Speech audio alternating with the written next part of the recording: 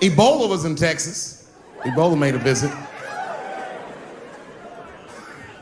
Killed that man in Dallas. 5 days, that man melted to death. What happened to the brother in Dallas? Where was the secret serum, is what we all said.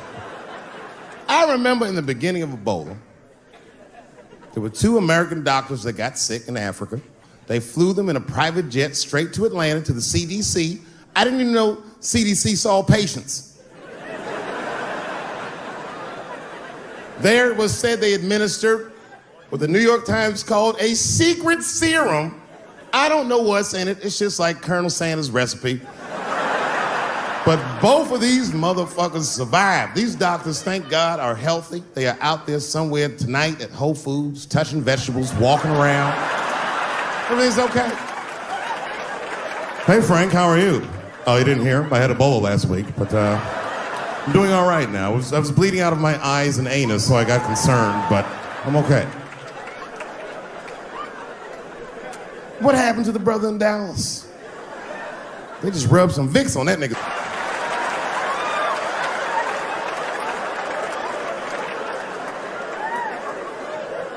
I knew he wasn't gonna make it. I already knew. Sad. I saw in the New York Times, they said Ebola is the new AIDS. Whew. Isn't that something? Here I am thinking that old AIDS was working just fine. And they already have a new AIDS out. Isn't that amazing how they do that? Isn't it weird how there's a disease that just starts in 1980 and it doesn't kill anybody but niggas, fags, and junkies? Isn't that a fucking amazing coincidence that this disease hates everybody that old white people hate?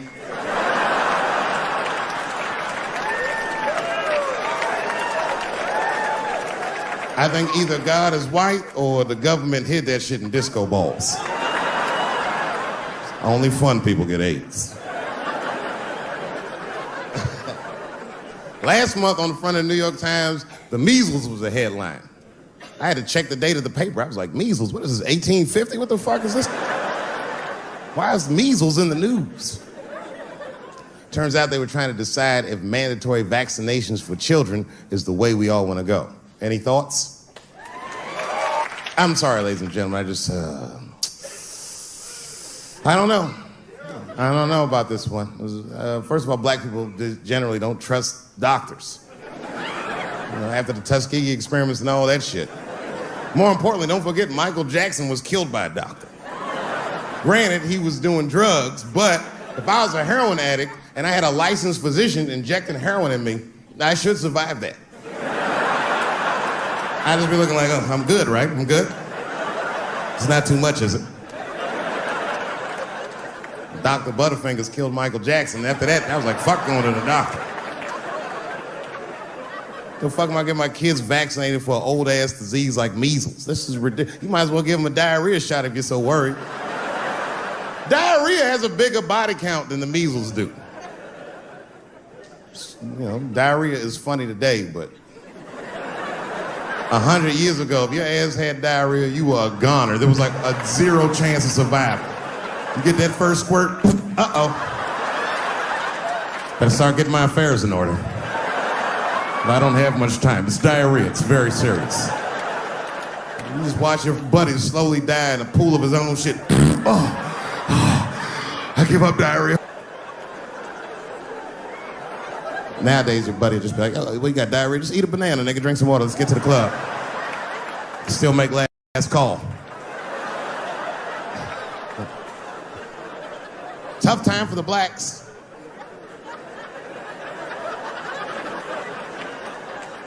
These are not good times for the blacks. I don't know if you know what I'm talking about, right? Police are killing us again. It's a very unfortunate set of circumstances because we were doing very well. You know, America has a racial hot seat. I think we can all agree that that's the truth. And we can also agree that that hot seat is traditionally occupied by African Americans in general, African American men in particular. Although I can see that in recent years, that seat has been occupied by Mexicans, and I dare say Arabs. And we, the black Americans, would like to thank you both for your sacrifice and your struggle. We needed a break. We needed a goddamn break. We all go through something, but at least I can leave my backpack someplace. If you Arab and forget your backpack, you got about 20 minutes before they send that robot to blow your shit up. Fuhad. Now ISIS is #1 on the terrorist charts. And ISIS is fucking scary. Because if ISIS catches you, they're going to cut your head off. That's what they do. I've seen them do it on YouTube. It was fucking awful. He looked right in the camera and say, "Obama, I am back." I saw that shit. I said, oh my God. Don't like.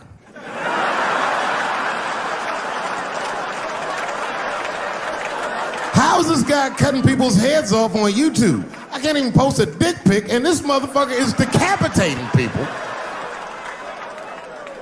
I'm gonna have to change my settings. You know, everyone has it hard, but I think harder than black people and harder than Arabs and harder than Mexicans, you know who has it the worst? Fat black people.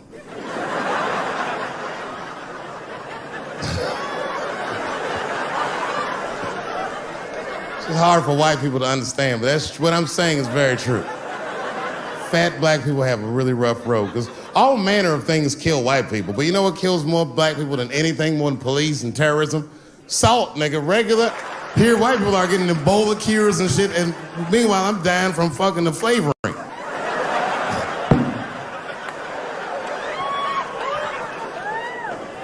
Look, honestly, I'll stop talking about it. Let me say this, though. Let me just say this. Can we all just say that we've seen it coming? Were you surprised? It's like when that guy threw that banana at me. Do you think I was surprised? Hell no. I've been in show business 30 years. I was expecting this banana. I knew one of these nights, it's like somebody gonna throw a banana at me one of these nights, niggas. Because that's how it starts, with the name calling. Like that Paula Deen. Remember Paula Deen got fired from the Food Network? If you know anything about show business, it is really hard to get fired from the fucking Food Network. And they dropped that bitch like a hot potato. All because she called somebody an N-word 30 years before she had a show. I don't know who she said it to, but whoever it was just looking at her like, I'm gonna get you for this bitch. That shit came back 30 years later like a Bill Cosby rape and sunk a battleship.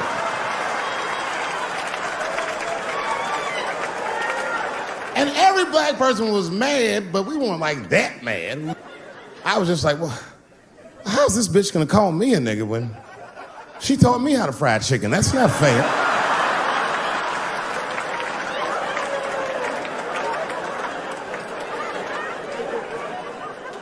I think Donald Sterling shit was more serious. Remember Donald Sterling? He used to own the Clippers, and then he got caught on a secretly recorded tape saying some very unsavory things about African Americans. And there's a lesson in that for all of us. The lesson is, if you are old and white and racist in this great country, whatever you do, don't tell your black girlfriend about that shit, because that's who made the tape. She recorded all that shit, and the tape was terrible. He was like, stop bringing these black guys to my games. First, we're all confused, like, well, how the fuck are you gonna have a game without us? But it turned out that the black guy he was speaking of was none other than Magic Johnson, the billionaire. Unbelievable. Never even mentioned the fact that he had AIDS, which is, this guy must be really racist if AIDS is the footnote. Well, you gotta be careful, baby. He got the old Ebola.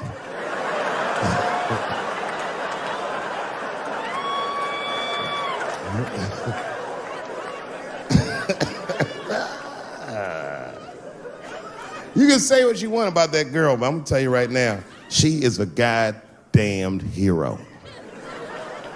Because you might have thought these things were happening before, but now you can see it all in front of you without a shadow of a doubt. That shit actually went down. She sucked that old guy's dick.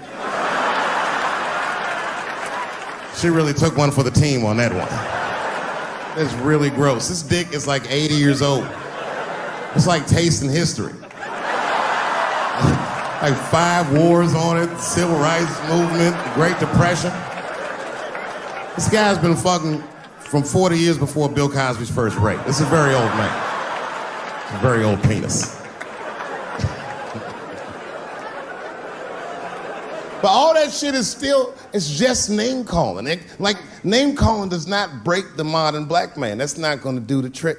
I don't give a fuck about that. Like, if I went to Kentucky Fried Chicken, Ku Klux Klan, hood on top of their head, what do you think I'm gonna do in this day and age? Run out of Kentucky Fried Chicken? Not if I'm hungry. I'll go straight to the front. Hey, man, let me get a 2-piece. I don't give a fuck what he says. You want a biscuit with that, nigger? I thought it came with a biscuit. What's all this attitude? I want a 2-piece. Chop, chop. You know what it is. But I'm not gonna be mad. Why would I be mad? He's the one that's gotta work at Kentucky Fried Chicken, not me.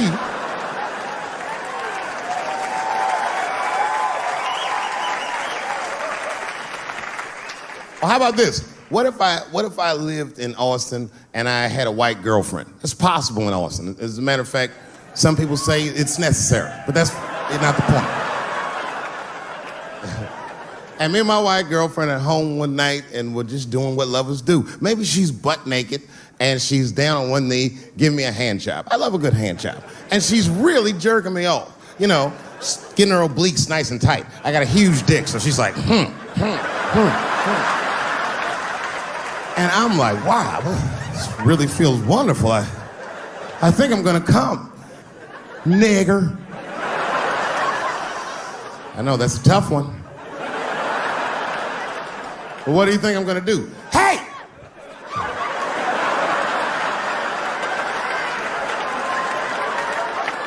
That's no time for integrity, ladies and gentlemen. I'm busting that nut in her face. I'll sort through the ethics later. But I'm what they call a man of his word. If I say I'm coming, oh, I'm coming. I don't give a fuck what happens. God forbid somebody could shoot me. If I say I'm coming, it's still that. Oh.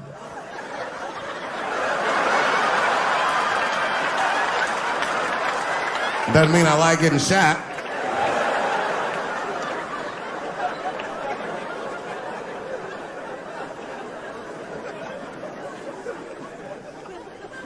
Boy. Yeah, tough time for the blacks. I'm not gonna say nothing about the police. I'll leave that for Chris Rock.